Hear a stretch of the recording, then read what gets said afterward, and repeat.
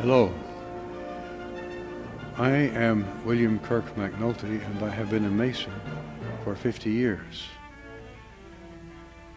I'm very appreciative of the Grand Lodge of Indiana for asking me to participate in the worldwide exemplification of Freemasonry. They have asked me to talk about the philosophical background for Masonic symbolism. I have written 3 books on this subject, and I am pleased to condense them here for this presentation.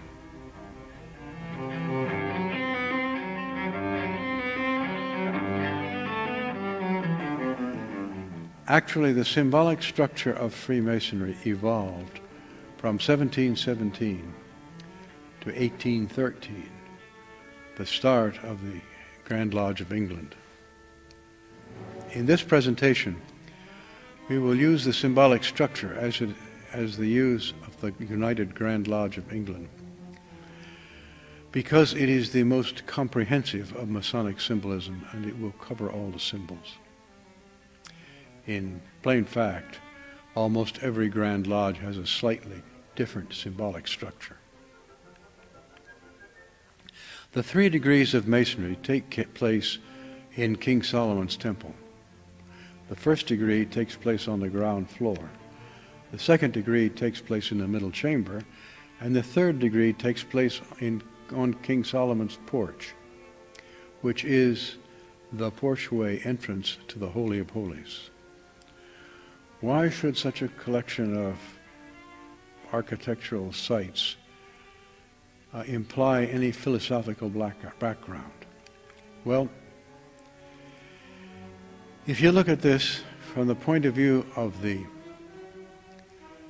statement in the Great Light that says, "Know ye not that ye are the temple," then the 3 positions in the temple refer to 3 aspects of you, each individual human being. The 3 degrees describe a journey for the individual who participates in them. It is, in fact, a journey within one's consciousness. The Masonic degrees simply describe this interior journey. I must tell you that a Mason wanting to take this journey must do it by himself, in his own way, and in the context of his own religious experience. Freemasonry confers the degrees. Freemasonry does not confer elevated levels of consciousness. Let us start with a very brief historical overview of Freemasonry. Origin. The plain truth is that no one knows. There are many theories, and there is no real data. The first evidence is casual lodges meeting in Britain in the mid to late 1600s to make Masons. We call them casual lodges because there was no formal Masonic organization. The first formal organization was 1717, when the first Grand Lodge was formed in London. This period is the end of the Renaissance, and my hypothesis is that Freemasonry is a codification of the philosophical essence of the Renaissance. Let's look at the Renaissance and its unique nature. In the Middle Ages, the whole purpose of academic undertaking was to reconcile classical philosophy with the Christian doctrines. The fundamental purpose of life was to ensure our salvation of the individual in heaven after death. The Renaissance is a word which means rebirth, and it was devised by scholars in Florence, Italy, who were seeking a rebirth of the classical philosophy. While still seeking heaven in the afterlife, they were of the belief that it was possible for a human being to experience the divine presence here and now while he was alive. In classical times, philosophical construction was communicated in terms of what we call Greek myths. In the Renaissance, philosophy was Christian in nature, with an influence from the Hermetica and the Kabbalah. Francis Amelia Yates has called the philosophical essence of the Renaissance the Hermetic Kabbalistic tradition. And we ought to take a moment and think about Francis Yates, because she has brought the subject of Hermetica and Kabbalah into this presentation. Francis Amelia Yates was a reader of history at the University of London. That is an English academic rank comparable to Associate Professor of History. And she worked throughout the 1900s. She was very well received, and so well received, in fact, that at the end of her career, she was made a Dame of the British Empire, feminine equivalent of Knight of the British Empire. Her field was the history of thought. Now, she was particularly interested in the Renaissance and the thought of the Renaissance, and that she found the Hermetic Kabbalistic tradition, as she called it, to be at the center of that philosophy.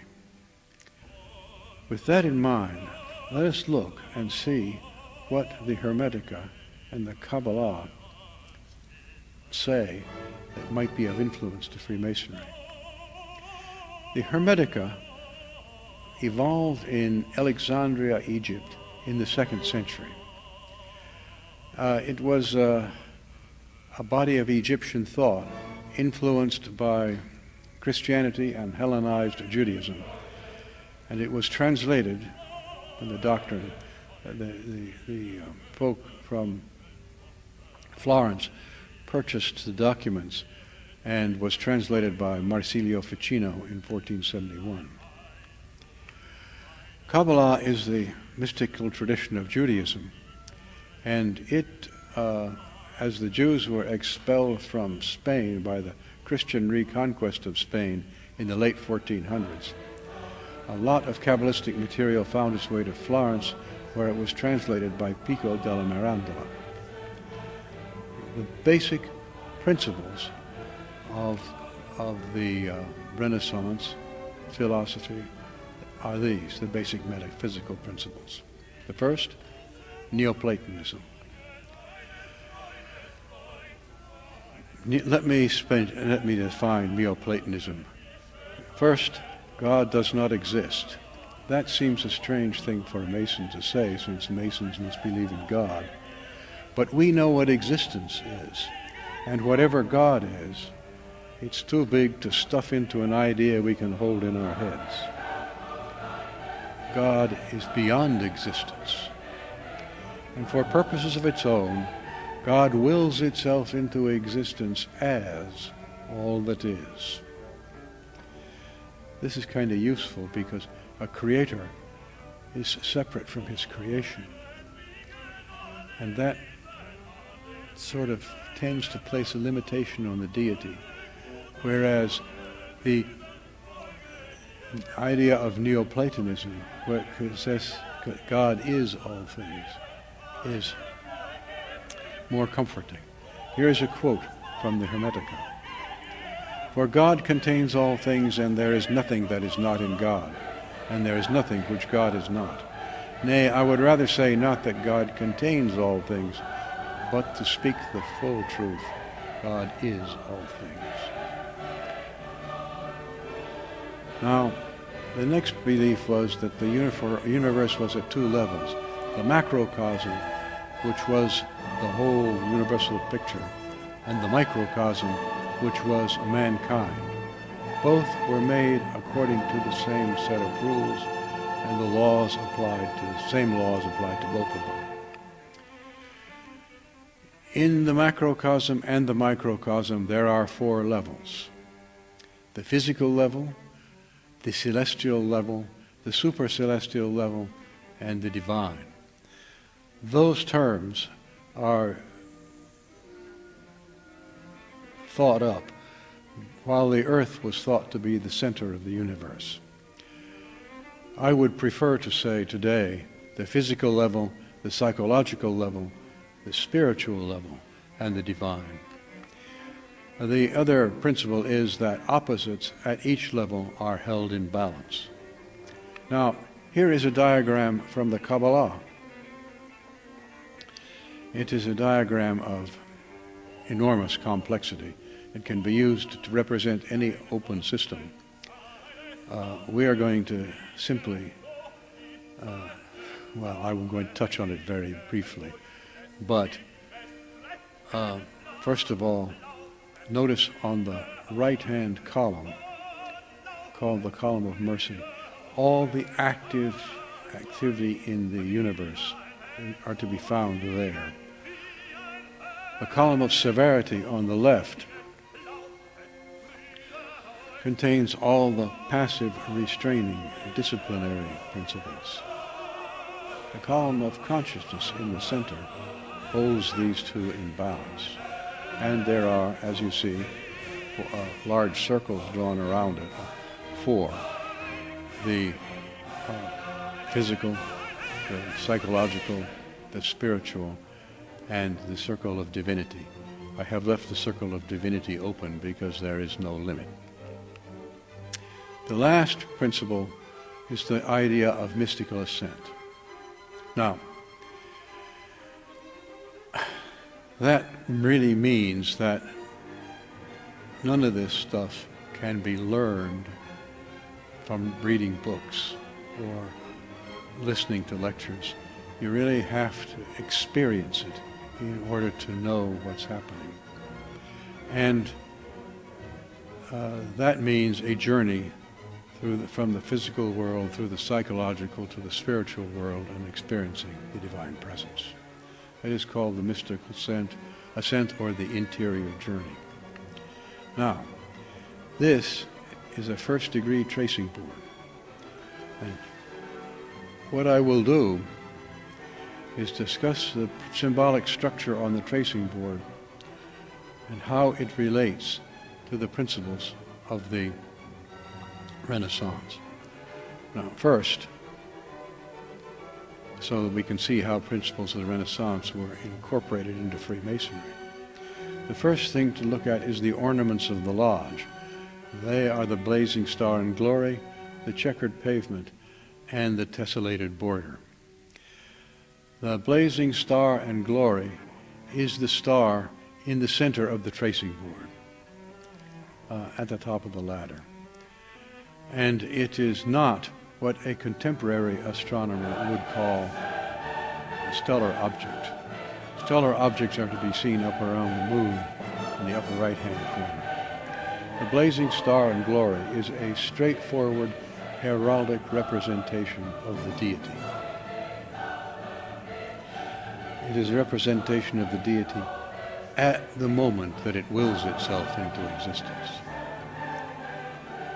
The checkered pavement is at the bottom of the picture, and it is composed of squares.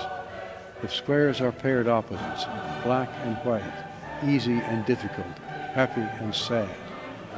But the squares are not the image. The squares fit together with exact nicety to form the checkered pavement, which is shown here without limit. The checkered pavement represents the deity as it is seen and understood by people at the ordinary level of consciousness. The tessellated border, in this case, is binding the whole image into, is framing the whole image. And the tassels at the corner represent the influence of deity flowing through the world. Paired opposites are to be found throughout the entire picture. From the black and white squares on the checkered pavement with the sun and moon at the top, which are classical representations of male and female. But here, in the middle of the picture, a new idea is introduced. There are three columns: the very, very plain Doric column, the very elaborate Corinthian column, and between them the Ionic column, which is not as plain as the Doric and not as elaborate as the Corinthian. Now, these are called in Freemasonry, the Ionic column is the column of wisdom. The Doric column is the column of strength, and the Corinthian column is the column of beauty. And and wisdom is between strength and beauty, and indeed wisdom holds strength and beauty in balance. The idea of three columns being held in balance is there. And then there are four levels: the checkered pavement, the center of the picture which holds most of the symbols, and the heavens, and then divinity. That is the macrocosm. Where is the microcosm? Well, we have not yet spoken of Jacob's ladder, and we will speak of it together with the point within a circle bounded by two parallel lines, which you can see on the front of the pedestal.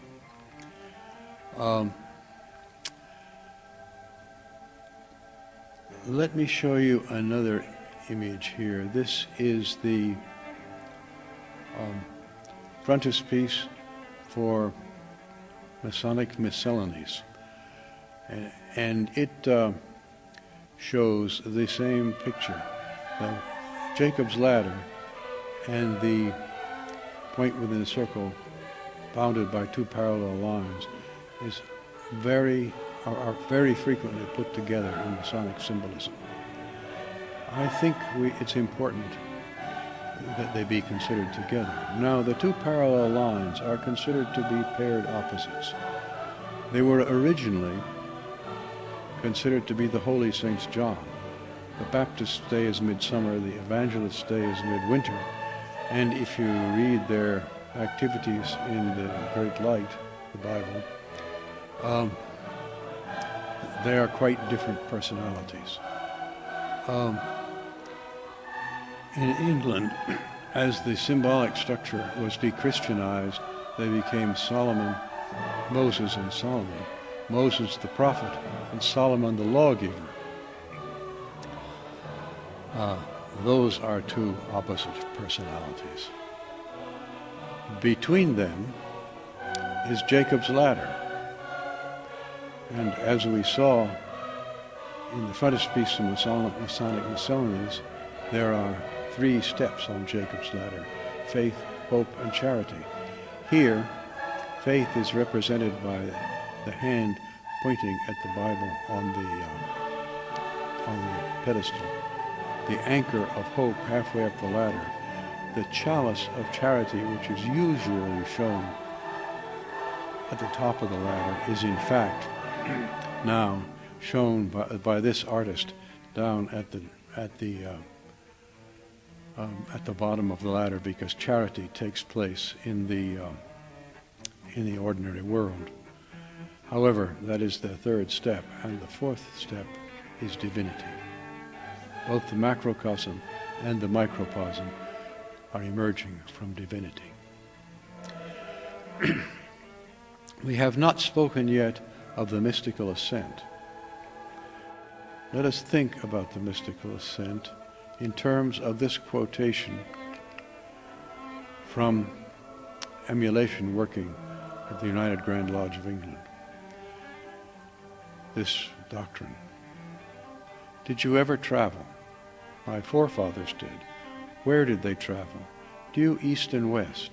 What was the object of their travels? They traveled east in search of instruction, and west to propagate the knowledge they had gained. Now, if we turn back to the drawing of the tracing board, think of someone standing in front of that pedestal. Now look at the border around the board and notice that the points of the compass, north is on the left-hand border, south is on the right-hand border, east is at the top, and west is at the bottom. If the man standing at the pedestal was going to travel east, he would be traveling up Jacob's ladder, which is the mystical ascent. As we have seen, the 3 degrees of Masonry take place within King Solomon's temple, and we are the temple. The 3 degrees of Masonry are in fact a model of the mystical ascent. The journey starts with the 1st degree on the ground floor of the temple. The first thing the candidate does is he leaves behind the things of this world. For many candidates, for many Masons watching, they won't have thought they did this thing. But if you think, what happens is when a candidate is prepared for the 1st degree, he divests himself of all minerals and metals. In the 1600s, early 1700s, when Masonry started, all money was in coins, and most gentlemen carried swords. So if you left behind all minerals and metals, you left behind the things of this world. The working tools of the 1st degree are tools of action. They are the gavel, the chisel, and the 24-inch gauge. The gavel is obviously an instrument of force. Chisel is described in English Masonry as a symbol of education. And the 24-inch gauge refers not simply to the measurement of lengths, but also the measurement of time, referring to the 24 hours of the day. So you have a gavel of passion, a chisel of analysis, and the 24-inch gauge tells you how much of each and when. The cardinal virtues in Freemasonry provide you with a strong and stable life. They are prudence, temperance, fortitude, and justice. When you practice those virtues, you will find that you are developing a stable, well-respected life in the world. The next thing about the apprentice, the 1st degree of Masonry teaches, is secrecy. Now I have to tell you that there are no Masonic secrets. There have been an abundance of apostate Masons, and everything which I am obligated to hold secret is available to the general public on anti-Masonic websites. And then the question is, why are we so obligated to secrecy? And the answer is, secrecy is necessary for the interior ascent, for the mystical ascent. In the interior journey, you learn many things about yourself. These are important personal things, and they are important. The principle is, do not share valuable personal information with those who cannot understand it. This is not a new idea. About 2,000 years ago, the most important teacher in the history of Western civilization, speaking in a different cultural idiom, said, "Neither cast ye your pearls before swine." The same principle. Do not share valuable material, personal material, with those who cannot understand it. That is the nature of secrecy. Practicing the lessons learned on the ground floor gives one a firm and stable situation in the world, and will give one a well-respected attitude in society. This leads the individual to the individuation of the self, as the term is known in Jungian psychology. When one then becomes an individual that lives his own life, an independent, freestanding, personally motivated individual. Having achieved that, one is ready to start climbing the ladder. That is the activity of the second degree. This is a picture of the second degree tracing board. It will seem strange when I say that this is in fact a detailed drawing of the first degree tracing board, but it is in fact a detailed drawing of the point within a line, a point within a circle bounded within two parallel lines, and below Jacob's ladder. This is a picture of the temple, and you are the temple, so of course it's a picture of you. This is the door of the temple, and there are two columns here. These columns are two opposite verticals. They are verticals because columns are, and they are opposites because they are topped by the celestial and terrestrial spheres. They're also said to have been cast in brass and be hollow, to be the archives of Masonry. If they are the archives of Masonry and you are the temple, then they are in fact you're the memory of the individual pictured here. Between them is the winding staircase, which has replaced Jacob's ladder. And there are 4 levels: the ground floor, the middle chamber, this balcony toward the top of the picture, and the picture of the sun is certainly a representation of the deity, because the sun never shines inside buildings. So there we are looking at a representation of us about to climb the winding stairs, and the stairs are guarded at the bottom by the junior warden. By the river outside, there is an ear of corn by a fall of water. The first thing you noticed is that the ear of corn says this is a natural process. This climbing of the ladder is a natural process. The second thing is the junior warden, the self, guards the bottom of the stairs. You cannot climb these stairs without first having experienced the individuation of the self. The junior warden asks for a password. Now this password has a very complicated story involved with it, and I shall not mention the story because I don't want to reveal the password. But it does teach 2 things. The first is, before you undertake to climb the stairs, you must have completed the proper preparation. And the proper preparation is the material in the first degree. The second lesson is, before you undertake this journey, you must have the proper motive. The proper motive for entering and climbing the staircase is experiencing the divine presence. And the password gives us that clue. Climbing the stairs is a journey in consciousness. It is not usually seen as a difficult adventure,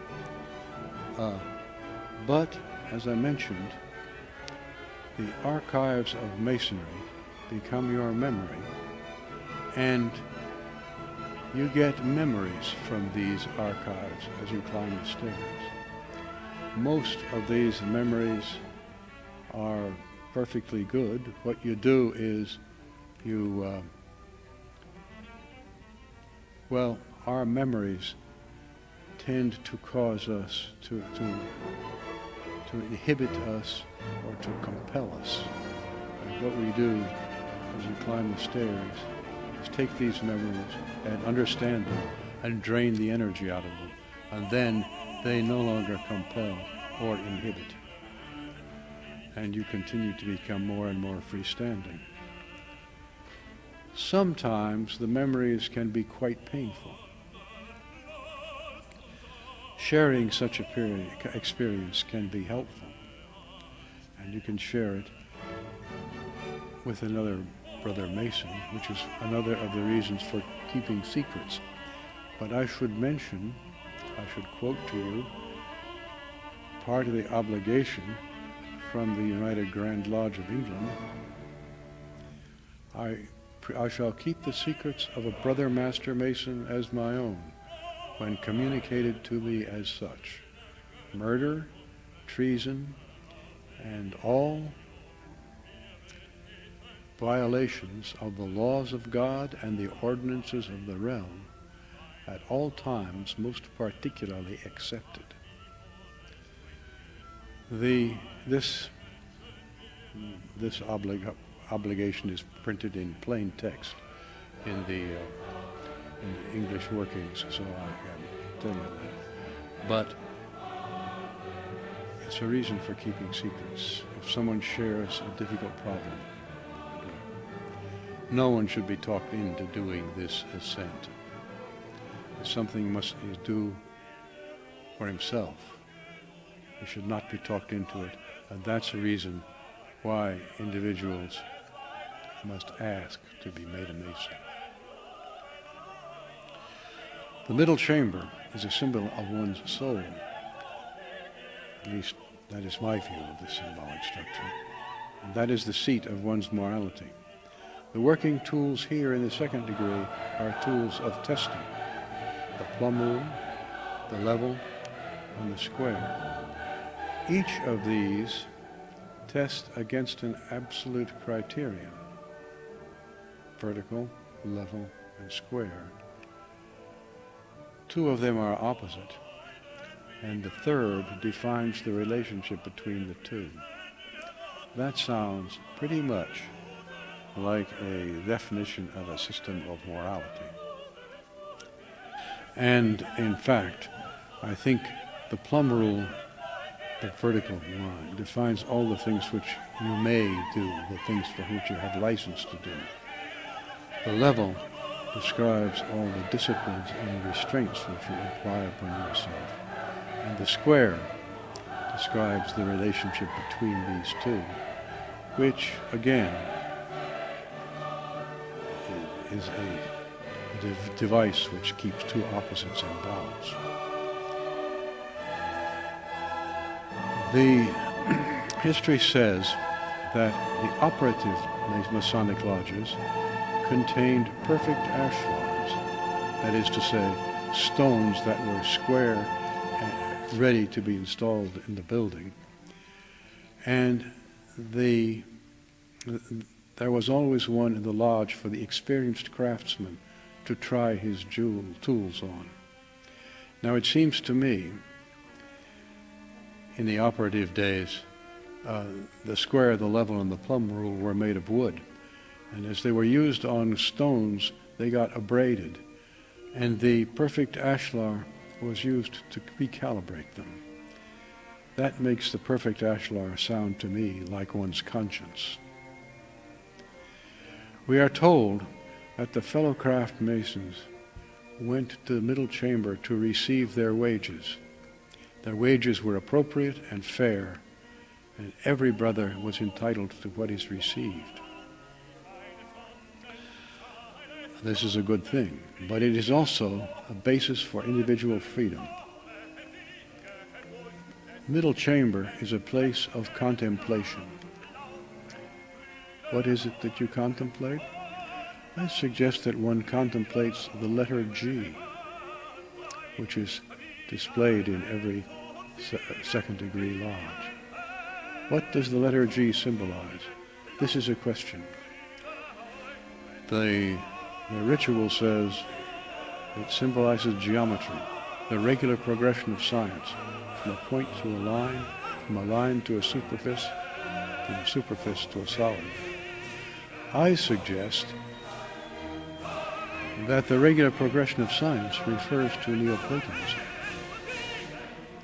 Let's look at the early references to the regular progression of science. The earliest quote I could find was from 1726. It says, "A foundation laid in virtue by the strictest geometrical rules is a point of such moment that each line describes its strength and stability, and a mason must have a very superficial and far from solid judgment who can doubt that its duration to the end of all things." Well, it doesn't tell us much, but the fact that it's 1726 suggests that the letter G is a very early symbol. The letter G was discussed next in 1730 by Samuel Pritchard, who wrote Masonry Dissected, which was an anti-Masonic publication.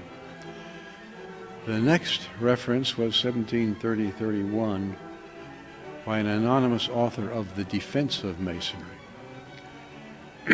This is a photocopy of an actual page from The Defense of Masonry.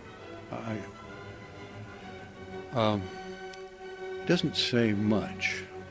It simply says that point, line, superfice, solid, and was considered to be very important. But the interesting thing is the marginal note, which says, "Vide Proclus in Euclid." See Proclus in Euclid. Now, we all know who Euclid was, the father of geometry. Proclus was a Greek philosopher who was a serious Neoplatonist. There was only one copy of Euclid in translation, one English language translation in 1713. That was Billingsley's translation, and happily at the Library of American University I was able to find a copy of that and see exactly what this note refers to. What Proclus says is, if a point moves, it generates a line. If a line moves in a direction not parallel to itself, it generates a superfice or a plane. If the superfice moves in a direction not parallel to itself, it generates a solid. Those were not the words quoted, but that's essentially what he says. Now, since Proclus was a serious Neoplatonist, I thought it easy to say that this is a representation of Neoplatonism, especially since the stuff of the point is the fabric of the line, and the stuff of the line is the fabric of the superfice, and the stuff of the superfice is the fabric of the solid. I talked to a couple of philosophy professors, but the plain fact is that Proclus never mentioned Neoplatonism in any of his writings. I did notice, however, that in Moorish Spain there was an author named Isaac ibn Latif, a philosopher. He was a Kabbalist, and he uses in his writings the notion of point, line, superfice, solid to describe the emergence of the world from divinity, spirit, soul, and physical world. That is the letter G. Contemplations of the letter G in the middle chamber of our soul will eventually lead us to King Solomon's porch, the porchway entrance to the Holy of Holies in the temple that we are. This is the third degree tracing board. And you can see King Solomon's porch, the checkered pavement at the entrance, and someone on King Solomon's porch can see into the Holy of Holies. The Holy of Holies is the place in the temple where the deity resides. each Master Mason has been a ritual representation of this place, wearing the jewel of the Junior Warden. There is, however, a problem with this. We are operating at the level of the self. Now the deity is without limit. The self cannot become aware of the deity and continue to exist. The self dies. This is my understanding of the death in the third degree.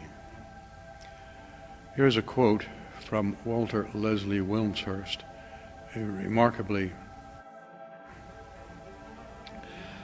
competent English Mason, who said, "Hence, the third degree is that of mystical death, of which bodily death is taken as figurative. In all the mystery systems of the past will be found this degree of mystical death as an outstanding and essential feature prior to the final stage of perfection and regeneration. Now, through the mystical death, one's self is raised to a level of a higher level of consciousness, which I understand to be the spirit. And from that level of consciousness, the level of the spirit, one can experience the divine presence. The spirit is a level of creativity. The working tools of the Master Mason are tools of creativity. The pencil, the skirt, and the compasses. I see the pencil as wisdom, the skirt as understanding, which constrains wisdom, and the compasses, an instrument of proportion, holds them in balance. Here, on this third degree tracing board, across the top, one can see the three working tools of the Master Mason. Having reached this level, one travels west to spread the brotherly love and wisdom and to propagate the knowledge that he has gained. In this way, the third degree describes the achievement of the goal held by the Renaissance philosophers, the experience of the divine presence. The interior journey can take many, many years. By doing it, one learns a great deal about oneself.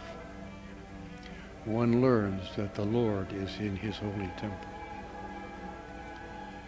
and you are the temple. When you know that, you know enough.